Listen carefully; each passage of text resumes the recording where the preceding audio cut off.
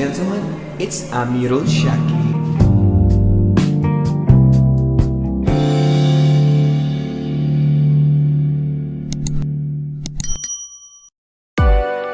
What up AS gang? It's your abang, it's your YouTuber, it's your Amirul Shaki. Dah lama dah aku tak buat video. Tentang apa video aku kali ini? Aku bukan nak buat I'm reacting to ke cerita seram ke apa ke, but this is more to macam korang boleh bersantai dengan aku dan topik dia very random. Ikut suka hati aku lah, YouTube channel aku kan, bukan korang punya.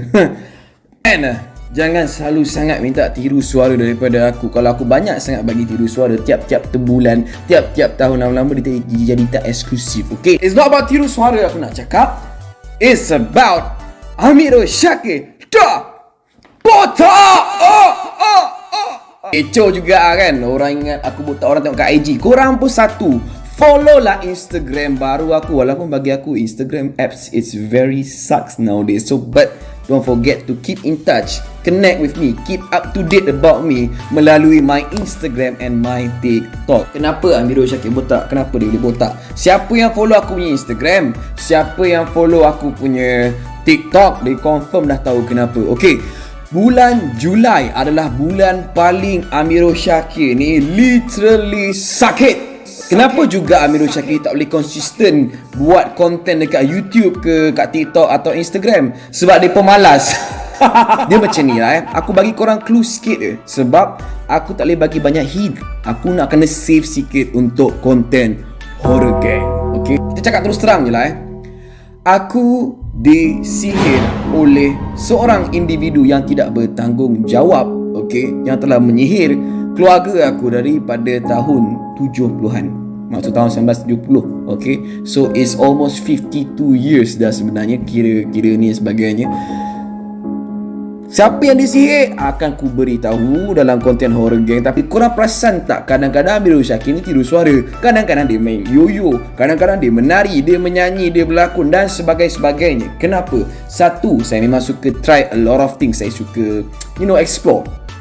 Tetapi setiap bidang yang saya cuba aktif, ceburi, apabila dia dah mula mendatangkan hasil, pasti sesuatu bad berlaku. Fitnah ke, cerita buruk pasal aku ke, ataupun orang simply boleh tak suka aku dan sebagainya. Okay, so bila I make money through YouTube, macam-macam juga jadi. Bila aku nak buat video YouTube, aku nak buat konten tiru suara, sebab aku tahu konten itu yang paling orang suka daripada Amirul Shaki juga. Okay, tapi sekarang ramai yang suka kisah seram.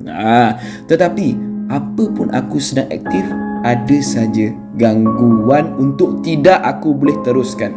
Aku minat menyanyi. Satu ketika dulu aku pernah menyanyi hotel ke hotel. Okey, tetapi lepas tu suara aku hilang kebolehan untuk menyanyi dengan baik. Dia macam-macam mengganggu aku sebenarnya. So basically, kalau aku berkemampuan untuk menolong family aku, di situlah ada gangguan yang berlaku. Tapi not really aku nak touch pasal gangguan ni. Siapa yang boleh faham. Siapa yang tahu. Aku takkan dedahkan dulu ataupun cerita apa-apa sangat pasal si menyihir ni. Tapi kenapa? Apa kaitan dengan Shaki botak dan sebagainya? Pada bulan 7 hari tu bermulanya aku ni, Amirul Shaki korang ni, YouTuber kesayangan korang ni.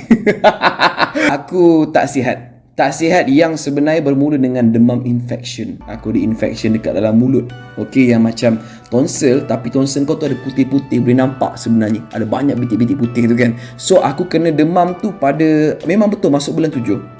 So dia solid 3 hari. Hari pertama demam paling tinggi, kedua dia turun sikit, 3 dia turun. So hari keempat memang orang kata apa, demam tu sikit-sikit tinggal.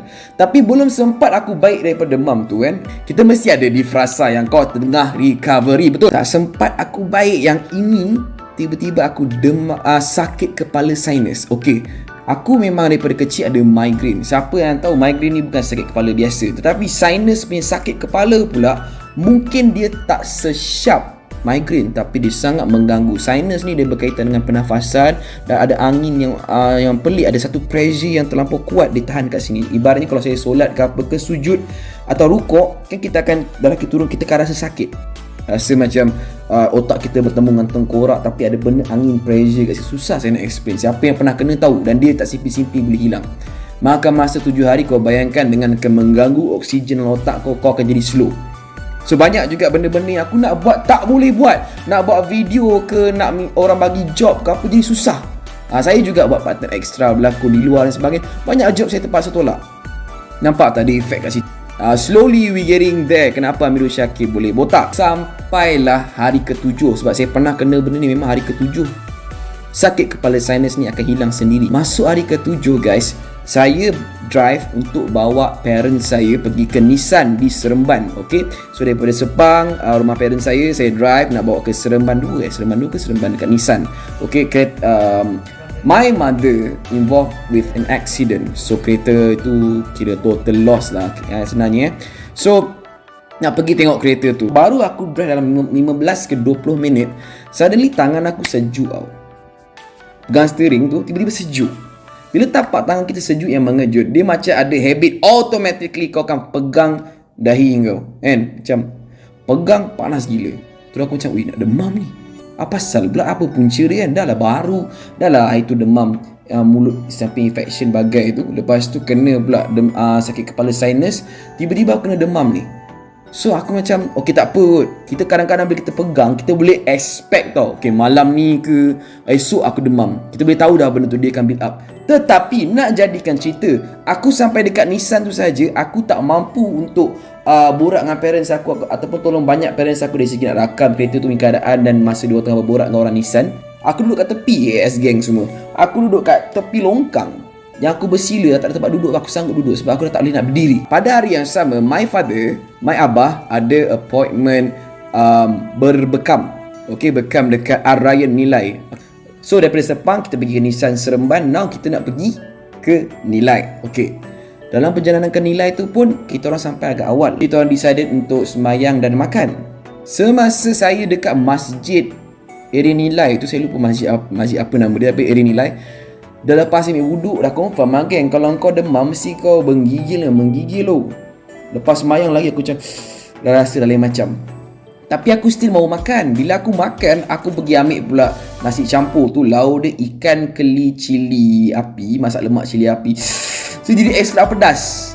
Dalam keadaan aku macam aku dah tahu aku demam ni, but I didn't expect it's going to be that fast. So this is the sakit yang kemuncak tentang Syakir ni, Amirul Syakir ni demam pada bulan 7. Sakit pada bulan 7. It's very weird sebab demam ni naik terlalu cepat. Sampailah ke lepas makan pergi ke kita pergi hantar my father pergi ke tempat bekam tersebut. Saya yang macam orang sakit masuk tempat bekam tu macam sampai macam tu sekali. So saya duduk dekat sofa kat ruang menunggu tu, saya tidur. Bangun-bangun geng, memang chop. Aku dah panas nak mampus. Migraine sekali dengan package. Memang dah panas menggigil. So aku agak segan lah nak cakap, abah boleh tak abah drive pula kan. Yelah kita dah besar kan, kita lah pula drive parents kita dan sebagainya. Kebetulan memang mereka naik kereta saya. Tengah aku nak naik tu, tiba-tiba my father yang tegur, Syakir boleh tak ni? Kalau tak boleh abah boleh drive. So maka okay. Aku dah memang sebenarnya tak ada harapan pun nak pegang steering menggigil. Satu sebenarnya.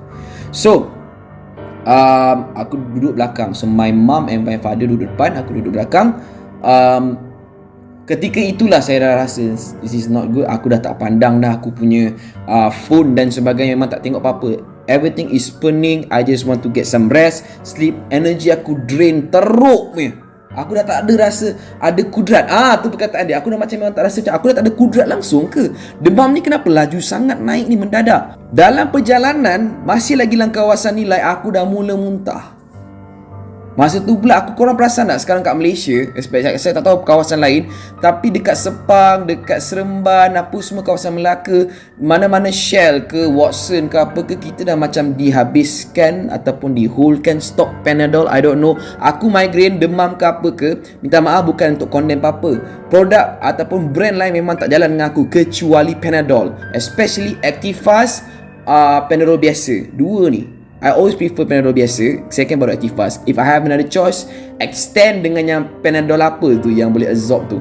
Dia orang akan bantu juga untuk hilangkan. Panadol is a very good brand lah. Panadol is a very good brand untuk menahan sakit. Sekalipun kau ambil soluble, kerana soluble tu membantu juga untuk sakit kepala. So I don't know why Panadol macam habis stok.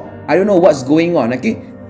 Sebab aku nampak seakan kerajaan kita sedang mempromosi a new ubat pula. Aku lupa nama dia, but it's a bit of Malay name, gabung dengan nama macam paracetamol juga sebenarnya. Panadol langsung tak ada. So yang apa yang ada adalah air untuk aku minum dalam kereta tu dan sebagainya. Tapi aku dah mula muntah non-stop dalam kereta. Balik rumah, I have to rehat dan sebagainya. Aku memang dah sampai aku menangis macam budak kecil sebab badan terlalu panas. Menangis sebab satu badan aku juga pada hari yang sama bukan demam biasa, geng. Menangis tu sebab aku dah tak tahan. Satu badan aku rasa terlalu bisa. Dan baru aku faham, kadang-kadang komplain dan kata demam bisa, rasa bisa. That is the rasa bisa, geng. Aku macam sampai adik aku terkejut. Kenapa Abang Syakir sampai nangis ni? Aku cakap sakit, dan sakit tu tak boleh nak kata sakit apa. Kalau orang ambil pisau, toreh kau punya ni, sakit. This is the sakit. Now I don't know what is the sakit. Is the whole body. Masuk bilik air, muntah. So benda ni, jumlah saya muntah semakin lama semakin meningkat. 5 ke 10 kali sehari. Dan dah mula tak boleh makan. Anything makan, muntah. Tak kata, tu biasalah Syakir, but this is luar biasa bagi saya. Masuk hari ketiga, bibir aku kering, apa semua. Dah mula macam lidah saya mula rasa macam totally pasir. Okay, dia bukan dah kering kau. I have no words to explain. Minum air sakit, makan pun sakit dan sebagainya. Memang bawa bubur tak lepas, semua tak lepas. You know. So pergilah ke klinik swasta yang cost us around RM300. Mampu Dalam masa tu adik saya yang perempuan, Ida Syahira, dia yang handle saya. Dia tolong drive kereta saya, dia bawa apa semua. Loh, dia bayarkan, aku pun tak tahu bil berapa. Maklumlah swasta, maka dia nak check semualah. Air kencing dia check, darah dia check dan sebagainya lah. But I'm not saying it's not good Apa aku cakap, that is swasta punya standard harga, semua orang tahu kan. Bila check, doktor bagi tahu adik saya, dia kata, abang awak kering. Dia kata, he is very kering terus dalam badan dia. Aku tak terkejut lah, nak minum air pun tak boleh. Dan apa saja masuk, keluar balik. Dan apa saja yang masuk pun keluar balik. Tak masuk apa-apa pun keluar juga. Aku rasa logik lah dia kering. So doktor detect aku punya suhu adalah 38.5 ke ataupun lebih. But with the ujian air kencing, you know, with the darah sampel dia ambil semua, dia orang check. Dia kata, abang awak ni memang totally, dia kata, percentage berapa je very nipis dengue, which is not dengue. Tak cukup untuk mengatakan dengue, sangat kurang. Dia kata influenza, covid dan sebagainya, virus dalam badan saya tak ada. Tapi dia kata kenapa sampai level macam ni punya demam dan suhu setinggi tu, I also don't know. Dan dia kata dekat air kencing awak ada campuran darah ya encik. Aku dah tak tahu nak cakap lah. Masa tu doktor tu dah mulalah nak masukkan air. Biasalah aku ni sebenarnya ada satu fobia, I'm not sure what is it. Dia bukan takut darah, aku just tak boleh tengok benda-benda masukkan sesuatu dalam tubuh manusia ataupun benda-benda bedah-bedah. Kalau benda-benda potong-potong dalam movie aku okey. Bila benda yang bedah, masukkan benda, mempelajari apa sebenarnya function dalam badan ke, aku ada rasa nak sawan, rasa nak pengsan macam tu tau. Itu lah aku pasal aku panggil perkataan fobia. Benda ni aku detect daripada kecil. So doktor tu masuk, jentik, dia nak masukkan air tu. Aku tak pandang kan, tak nak tengok apa yang berlaku. Aku kena tahan sebab aku dah pernah kena. This is going to be the second time. Okay, dah pernah kena demam yang seteruk tu lah. Aku memang tak nak benda-benda yang masuk, jarum dan sebagainya Okay, tapi aku tak pandang. Tiba-tiba dia dah masuk, salah pula dia keluarkan balik. Tukar tangan ni, masukkan air. Dah masukkan air apa semua, geng, 3 hari still tak baik. Nothing change. Aku disiplin, aku push diri aku makan ubat, makan ubat. Aku ikut timing, tak jalan dan aku muntah makin bertambah. Di situlah mula naik 5 ke 10 kali aku muntah sehari. Penat. Dan aku muntah, suaraku sangat kuat tau bunyi dia. It's like something nak tak keluar tapi tak keluar-keluar. Kita fahamnya juga, this is including kan, kalau kita perut kosong, sakit, tak nak keluar lagi perut kan. Tapi still aku rasa ada benda nak keluar tapi tak keluar-keluar tau. Itu yang aku bengang tu. Dalam migraine. So bila aku lihat di bilik dan juga luar kawasan dengan bilik air ke, tutup lampu. Because I am afraid of sakit kepala dan mabuk berjalan, migraine dan sebagainya. Sebab dah aku demam, nak migraine lagi sekali kan. So migraine ni antara sebab-sebabnya cahaya yang mengejut, silau. So aku tak naklah sampai aku migraine ke apa kan. So memang dalam keadaan gelap, aku muntah pun dalam keadaan gelap dan aku tak akan buka. Tapi memang aku kata jaga 1 ke 2 3 pagi just untuk muntah sampai aku tak tahu apa benda yang aku muntah. Pada hari ke 6 nak ke hari ke-7 something like that, okay, I also lost count betapa aku teruk sakit. Kau bayangkan aku terlantar atas katil je. Itu waktu kira hari ke-6 malam ke-7, lebih kurang macam tu kan. Aku dikejutkan oleh kehadiran, aku tak nafikan, sebuah keluarga yang sebenarnya sangat-sangatlah baik dengan keluarga aku juga, satu family Datangnya lah Kek Nan Judge, Rahim Hakim berserta dengan uminya dan juga Maca. I would like to take this moment to say thank you to them, because kau bayangkan aku tak reply siapa-siapa punya WhatsApp langsung, member ke apa ke, tak ada siapa pun aku reply sebab I cannot look at my phone sebab aku takut mabuk, takut buka ke apa ke kan. So macam biasalah, saya dengan Kek Nan sebenarnya ada je, contoh saya tolong dia sikit, dia tolong saya sikit, tapi bila dia tanya pasal kerja apa semua pun aku tak jawab. So dia concern something is not right. So dia angkut satu family pergi melawat saya. Rupanya mereka semua dah pakat Syakir ni nak tak nak kena angkut pergi hospital. Aku tak nak pergi hospital. Aku tak nak pergi hospital atas sebab-sebab tertentu tapi aku tak ada nak cerita sangat dalam ni Cuma I have no choice. Kau bayangkan 3 hari demam dah pergi klinik swasta, tambah lagi 3 hari demam tak turun-turun, bahkan lagi teruk aku punya muntah dan sebagainya, maka pergi hospital. So dihantarlah kami hospital Banting. So thank you so much as well yang membantu sampai ke sana. Actually they are all hantar aku ke sana. So kau bayangkan guys, aku nak masuk kereta pun susah, tak berjalan lama dah. Kau bayangkan aku dalam keadaan sakit macam tu, influencer ni sampai tengok aku concern image aku. Tak ada. But seriously, may God bless all of them, satu family. Tapi aku kena tegas, kena stepek sikit kan. Rahim is being very gentle dengan aku kan. Macam macam mana? Okey tak okey? Kek Nan dengan Umi dia tak cakap banyak. Okay, angkut hospital. Aku macam aku tak sempat nak cakap apa-apa. Tak ada banyak cakap. Syakir, dengar cakap Umi, kalau kau nak elok, ikut. Kita nak bincang dengan ibu dah. Rupanya mereka berpakat. Aku kena prank sebab Rahim Hakim datang. Pergi hospital, aku macam orang cacat. Aku tolongkan sikit sini, nyingit dia. Sebab aku pening, kepala aku berat gila. Dah lah tak lama tak keluar, tak rasa oksigen luar. Kek Nan and my mother satu car bawa saya, yang lain dalam kereta Rahim bawakan ke Banting. Sampai kat sana, kau tahu tak perkara pertama yang sampai apa jadi? Muntah. Buka pintu, muntah. Rahim help me bawakan wheelchair. Kau bayangkan macam aku orang cacat, pada aku demam je. Tapi demamnya memang kita ulang balik, doktor pun cakap there's no influenza, there's no viruses, there's no COVID, there's no dengue. So what the heck is this? Tapi aku tak tahu mana Rahim jumpa that wheelchair. Maklumlah hospital kerajaan. Aku duduk, aku pun tak pasti aku duduk ke tidak kat wheelchair tu. Terkepit punggung aku dengan besi-besi tu, yang cakap, lantaklah, janji aku tak payah jalan. Maka dia tolaklah dengan mereka tolaklah saya dengan penuh kasih sayang. Sampai orang menunggu, muntah lagi. Muntah. Tapi saya ucap terima kasih again. Rahim dengan Masya and Umi terpaksa balik juga, tapi quite lama dia orang tunggu dengan saya, siap tolong daftarkan dan sebagainya. My mother and Kek Nan teman Mi lah. Tengah tu pun aku muntah lagi. Kek Nan dengan my mother je lah yang tinggal. Quite lama tunggu, maklumlah hospital kerajaan. Bila aku dah masuk ke dalam ruang menunggu, zon kuning nama dia, aku ditolak kat wheelchair tu sampai ke zon kuning tu. Memang kita melalui rak-rak belakang tabir dan sebagainya, memang ngam-ngam untuk aku lalu. Sampai ke zon kuning ni, aku kena tunggu dekat situ. Dia nak alihkan aku ke ni lah, ke katil dan sebagainya. Zon kuning ni bukan warded lagi tau. So ambil darah, cocok air, itu semua kena buat lah. Aku dah kena balik benda tu semua. Kat belah sini khas untuk diletak dia punya pipe untuk ambil darah je, untuk setiap berapa jam. Yang belah sini memang masuk air. Kau tahu je lah aku ngilu benda tu semua. Walaupun aku sampai dekat situ, aku pasang niat, Syakir, seteruk mana kau sakit pun, please just stay dekat paling maksimum ni, jangan sampai masuk tube kencing. Salah!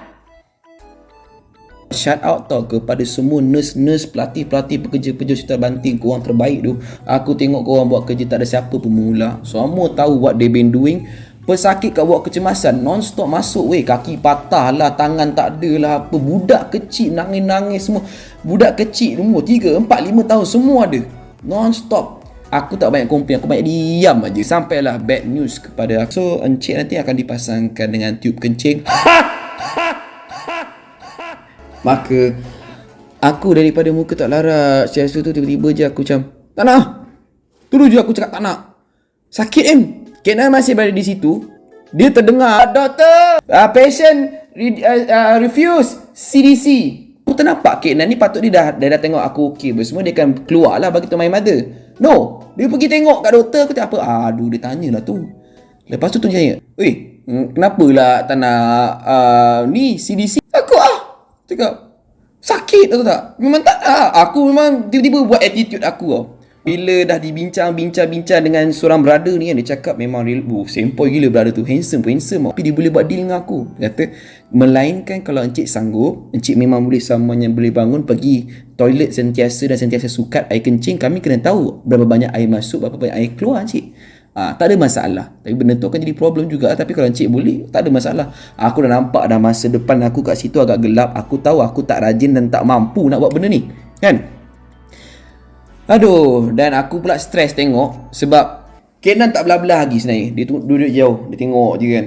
Aku dah stres lah benda ni kan. Cakap benda ni yang paling aku tak nak. Dan aku terpaksa juga cakap aku terpaksalah akur. Maka aku memang rasa nak terkencing masa tu. Doktor seorang datang, relax dah jauh. Doktor ni datang kan, pasang nanti kencing kita pasang senang. Amboi doktor tu, aku punya nak kena cucuk tiup tu. Dia datang, doktor perempuan, dia pakai tudung. Kau mana tahu Tapi dia datang tak apalah encik cucuk je lah kita ni. Aku tanya brother tu, sakit tak? Memang sakit. Aku lagi suka orang yang cakap macam ni daripada doktor-doktor ataupun tok budin tipu korang. Sunat tak sakit, macam gigit semut aja. Kira sampai 10. Tak lama pun kan. Penipu sakit bodoh. Okey. So maksudnya kalau masuk ni settle lah masalah aku yang lagi satu. Dan Tuhan saja tahu masa masuk tu rasa sup dia masuk kat bahagian nak keluar air kencing kita tu sup dia masuk aku betul aku tak cover. Sakit. Encik jangan keraskan encik. Kalau encik tahan sakit keras, memanglah aku tahan sakit akan keras badan. Tak masuk ni encik tak boleh nak, kami tak boleh nak get through encik. Kalau encik tak 3 kali aku ada aku cakap bila nak habis dan aku dapat rasa tiup tu masuk sampailah kita punya, kalau kita pakai apa tu kepala tali pinggang tu 3 jari bawah tu rasa sampai situ bila dah sampai aku tak cerita aku rasa sakit aku sengilu ni bila dah sampai situ hilang rasa kau nak macam nak terkencing ke tahan kencing, tak ada keluar je. Dan aku tak nak tengok lah benda tu. Memang aku tak nak tengok. Yang aku tahu aku gerak-gerak sikit aku dapat rasa ada tube yang keluar daripada bawah kaki aku, ada beg air kencing. Astaghfirullahaladzim, kejap. Aku kena take time. Tapi mereka akhirnya decided after berjam-jam yang aku ni suspect dengue. They never said that aku demam dengue. But when they said aku suspect dengue, dia bawakan aku 3 hari yang sebelum tu, iaitu 3 hari pertama aku demam, aku pergi klinik swasta. Di mana doktor tu sendiri cakap dengan kos yang menelan belanja 300 lebih tersebut, influenza bukan, dengue bukan, kan, COVID-19 bukan, antiviruses pun bukan dan sebagainya. Macam mana pula doktor tu boleh salah? Ada orang ni kata aku suspek dengue. So ada brother di sebelah saya ni, saya akan ingat sampai bila-bila, nama dia Muhammad Zaki. Selalu kau perasan tak kau lepak-lepak brother-brother tua sikit ke pakcik-pakcik kan, dia orang kalau sembang dengan confident, dia orang mesti ada palatau punya vibe. But no, this brother memang dia ada satu tone yang memang brother nak ke pakcik, tapi belum pakcik lagi. Tapi dia macam borak biasa-biasa je lah dengan aku. Sikit-sikit dia tanya kan. Tak ada macam annoying ke aku tak selesa ke apa, tak ada. So antara yang dia cakap, bro kau kena makan bro. Cakap, kau tak layan sangat. Duduk sini jangan layan sangat perasaan. Dia kalau layan perasaan sangat kau tak boleh. Cakap kau akan habis bro. Kau akan lembik. So kau jangan layan je. Kau push je. Kau try makan. Walaupun pesanan tu macam lah cakap pesanan tu ringkas je ataupun lah biasalah tu orang cakap benda yang sama. But the way brother tu cakap menyebabkan aku yang tak ada harapan, aku rasa aku memang tak boleh makan. Menyebabkan aku ada mahu makan juga, paksa diri aku. There's something about this brother menyebabkan aku yang memang tak ada harapan untuk makan, aku makan juga. Okay, so aku akan ingat brother. Tapi brother ni tukar orang, kiri kanan aku akan tukar-tukar orang. Enough about the zone kuning. After nak dekat pukul 4 pagi macam tu, almost 5, my mother and Kek Nan decided to go back lah. Diorang aku tak apa-apa pastilah apa cerita mereka. Tetapi bila lama gila aku still tak rewarded. Keputusan sepatutnya setelah dia ambil semua tu dalam masa 2 jam. Mungkin sebab mereka tidak dapat jawapan what the heck is going on dengan aku. Bila subuhnya macam mana nak solatnya apa, tapi bila aku dah sedar aku hanya mampu tidur untuk akhirnya aku betul tidur. Kau bayangkan aku berapa lama tu sebenarnya tak berapa nak tidur. Sebenarnya bukan tidur pun, aku pejam mata saja, but everything is still awake. Sepanjang aku dekat rumah dan sebagainya. Kau bayangkanlah aku belum betul-betul tidur dengan lena.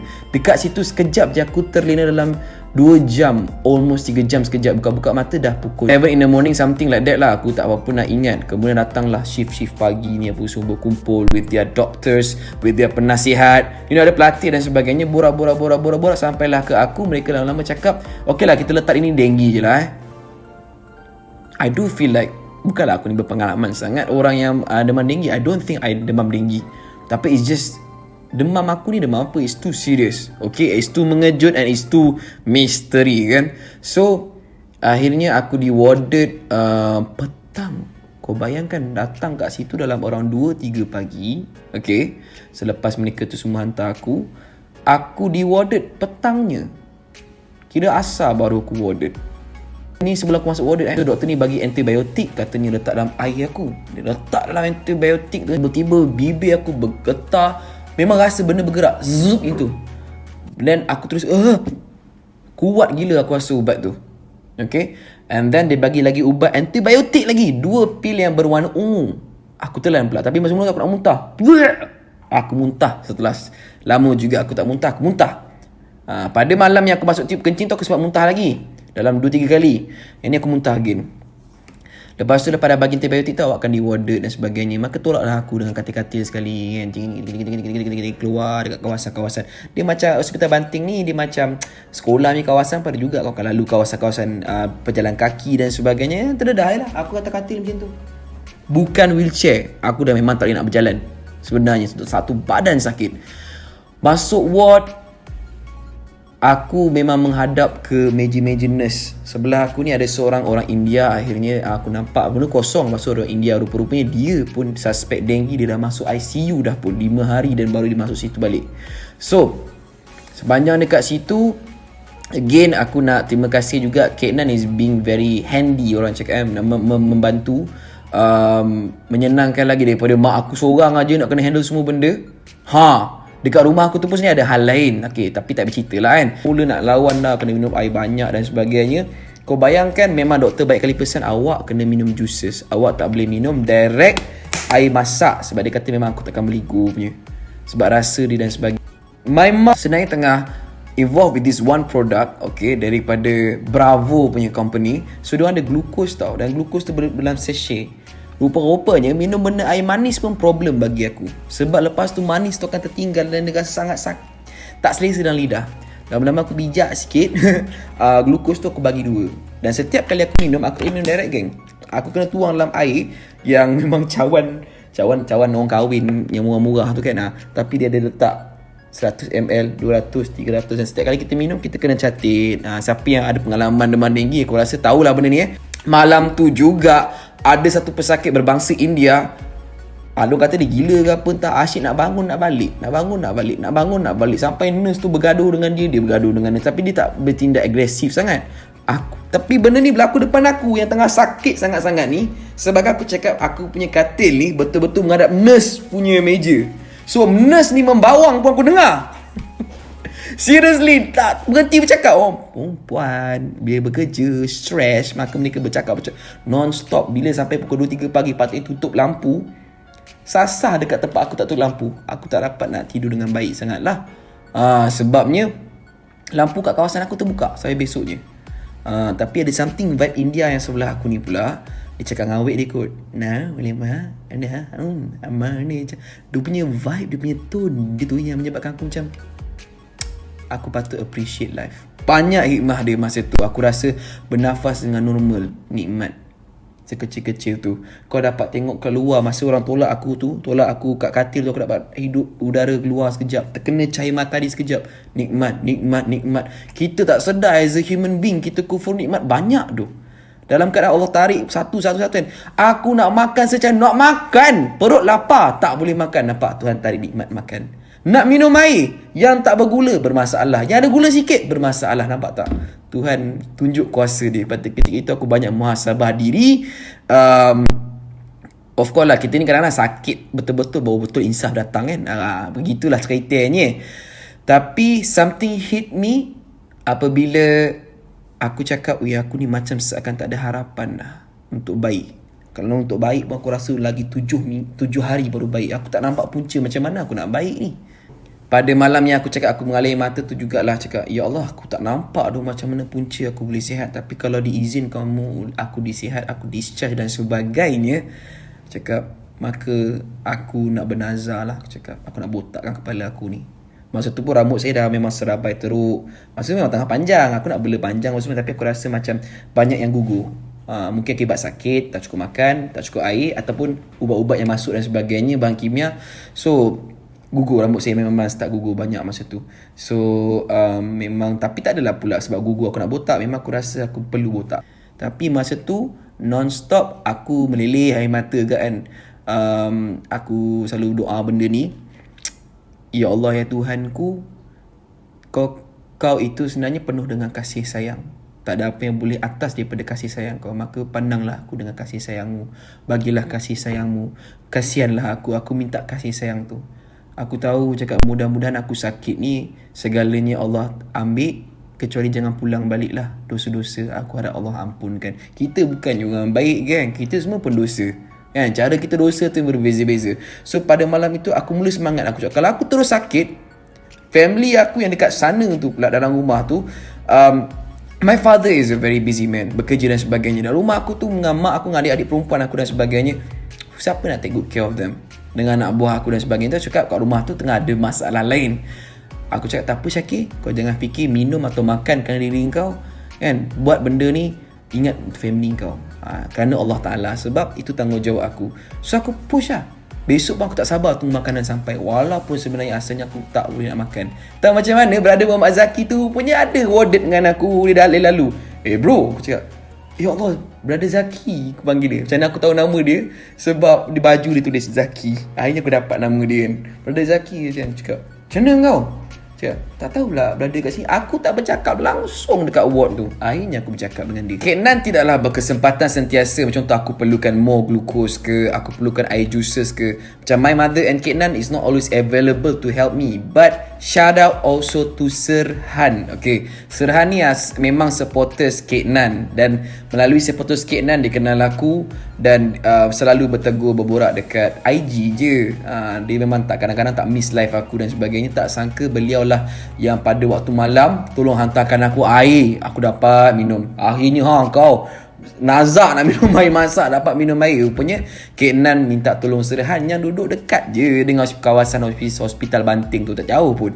Besoknya Serhan datang lagi dengan member dia. Dia bawa anggur dan sebagainya. Aku tak boleh nak cam muka Serhan sebab selalunya aku ingat DP dia DP dia dengan muka sebenar dia agak jauh je. Tapi aku ingat aku pernah masuk live dia. Dia main gitar apa semua. So aku macam, siapa ni? Dalam mata aku pun kabur kan. Ingat tak? Kenal tak?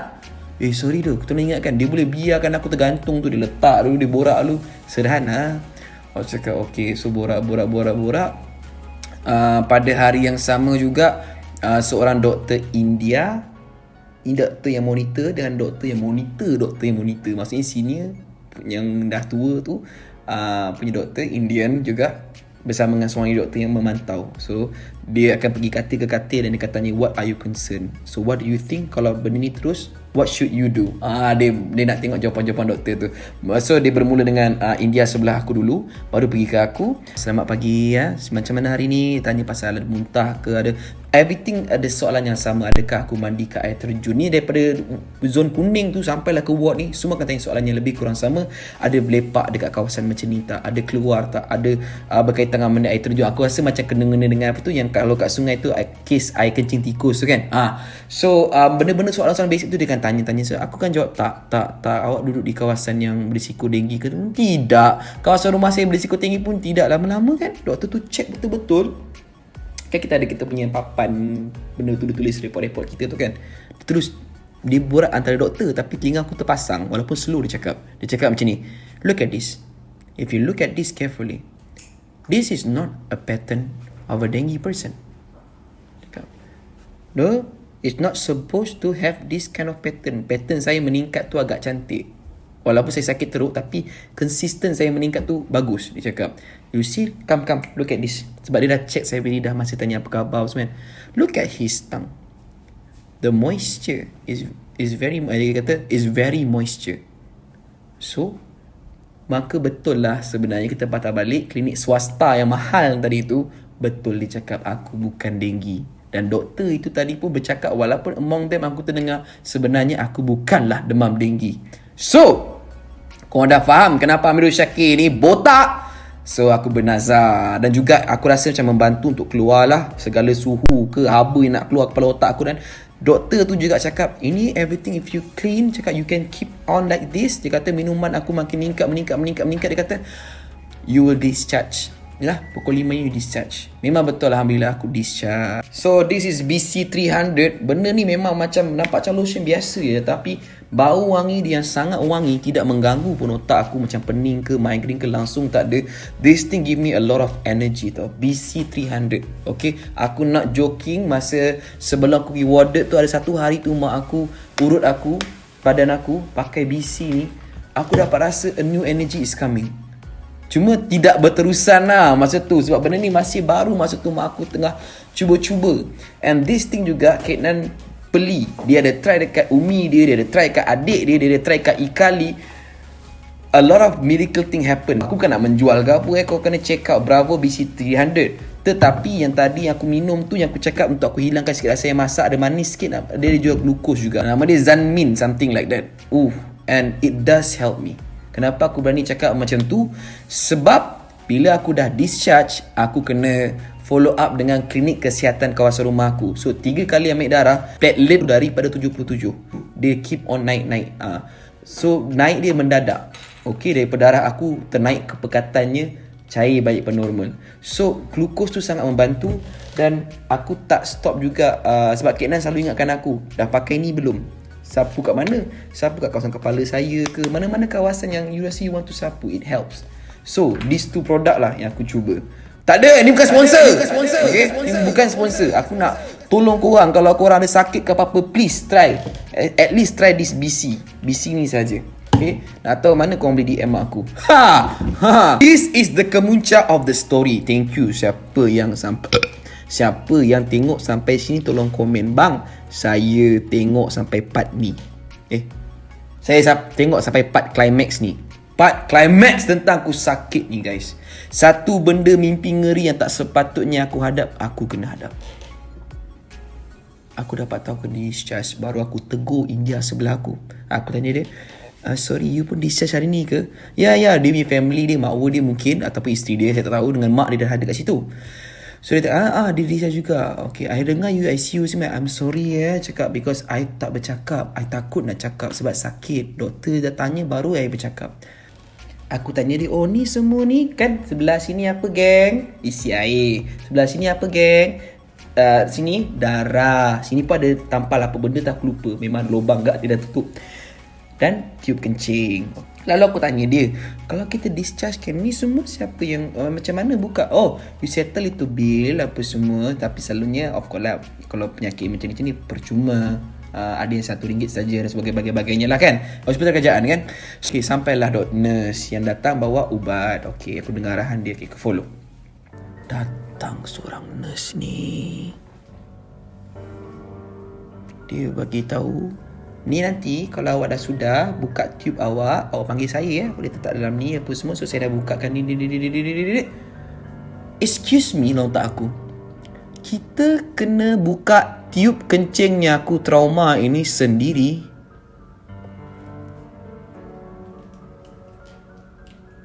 Aku ingatkan macam, ya Allah ya Tuhanku, aku dah cukup bersyukur, cukup happy, aku dah boleh bercakap balik, aku dah boleh minum, dah boleh makan. Aku kena hadap benda yang paling aku tak nak hadap. Dalam paling aku tak nak kena cucuk tiub kencing. Tiub kencing ni kena buka sendirilah, bodoh lah. Aku tak pernah tengok masa tu. Aku aja pegang-pegang, aku tahu di hujung pundi kencing aku itu ada pipe. Okey? Tak tahu dia punya lebar dia ni lebar dia punya tiub tu. Yang macam aquarium air tu kan, apa? Aquariumnya tiub situ lah dia. Dan aku terkejut, kena keluarkan sendiri. Kau tak ngilu ke sial? Tak ada sebarang ubat tahan sakit, tak ada injection, tak ada Ponston, tak ada ubat kebas, tak ada apa yang akan membantu kau. Kau dengan kehidupan kau je masa tu. Maka beristighfarlah aku, berzikirlah aku, berselawatlah aku. Ya Allah ya Tuhanku. Aku try pegang-pegang geng. Boleh rasa dia goyang dekat bahagian aku cakap bawah pada kepala tali pinggang tu, 3 jari. Kat situ boleh rasa dia bergerak. Aku macam yang pertama adalah ngilu. Kedua lah aku cuba tarik pelan-pelan. Dan kau tahu tak, nurse tu popek masa bagi aku tu, dia tutup langsir. Dia tutup langsir apa semua. Lepas tu dia kata macam ni, nanti kalau sudah panggil saya ya. Tak sampai 1 minit. Dah ke? Kepala otak dia. Kali kedua tanya aku, dah ke? Nurse cakap, kita memang kena buka sendiri ke? Cakap, saya boleh bukakan, tapi dia kata, saya macam awak ni lah, awak sakit kan? Dia kata, kami takkan tahu awak punya sakit level mana, kami akan tarik terus. Lagilah aku ngilu dengan kata-kata dia apa semua kan. Jadi awak kena buka sendiri. Tapi bagi masa je, tak sampai 2 minit. Dah ke? Ya Allah ya Tuhanku. Aku pandang India tu pandang aku. India tanya aku, sakit dah bang? Ke aku, takkan aku nak marah dia pula, dia bodoh ni soalan. No, saya tak boleh. Cakap, saya memang tak boleh. Saya ada rasa aku nak explain tak boleh masa tu kan. Berpeluh. Dan aku bersyukur juga aku peluh setelah sekian lama. Tapi berpeluh non-stop geng. Dia punya nervous, dia punya fikir, ya Allah Tuhanku, how gonna do this? Aku tak nak buang masa. Aku dah boleh discharge. Aku dah bagi tahu dah mak aku dengan Kek Nan boleh ambil aku dan sebagainya. Takkanlah aku nak duduk situ lama-lama geng. Aku rasa macam boleh tak bagi aku sejam. Entah macam mana geng. Aku cakap, okay, Syakir, tangan kena kerjasama. 1 tarik, 1 begini rupa dia. 1 tarik, 1 tarik, 1 tarik bawah, 1 tarik hati tu aku. Aku tarik. Sakit. Aku cakap sakit. Dah ke? Lamatlah nurse ni. Dah ke kan? Lepas tu, entah macam mana geng. Ni bukan sponsor. Bukan aku nak menjual. Tangan aku masa tu raba je dekat bag yang memang aku dah bawa ke sebelah aku. Aku raba. Aku teringat krim ni memang aku masih pakai. Kadang-kadang aku sepening je, aku buat macam ni je, terbau. Dia cakap, benda ni macam lotion kan. Aku ambil geng. Aku letak bahagian nak terkeluar air kencing tu, di lubang tu lah senang cerita. Aku letak, Syakir, letak je sapu tarik. Dia akan bantu kurangkan daya geseran. Kau belajar kat sekolah dulu kan, kurangkan daya geseran, minyak, sabun dan sebagainya. So aku rasa lotion tu akan bantu. Kau bayangkan bila letak tu kan, dan dia baru kurang sikit, tapi rasa sakit, tapi dia berjalan. Sebab lagi senang macam tak ada apa dah kesat. Sebab benda ni ada. Aku tuang, sapu, tarik. Sekali geng, apa rasa bergerak geng. Rupanya yang lembut-lembik tu wire tu tiup air kencing yang dalam kau punya macam ni kerasnya, panjang. Aku tak main tipu geng. Dekat hujung ni bulat timbul. Itu yang kena kat dalam. Sup masuk macam ni. Yang kau nampak keluar tu je. So aku keluar, aku sendiri terkejut. La ilaha illallah. Aku dalam hati lah. Aku bercerita dan aku letak kan. Astaghfirullahaladzim. Alhamdulillah. Subhanallah. Alhamdulillah. Wa la ilaha illallah. Akbar. Aku memang berzikir je lah kan. Syukur lepas benda tu.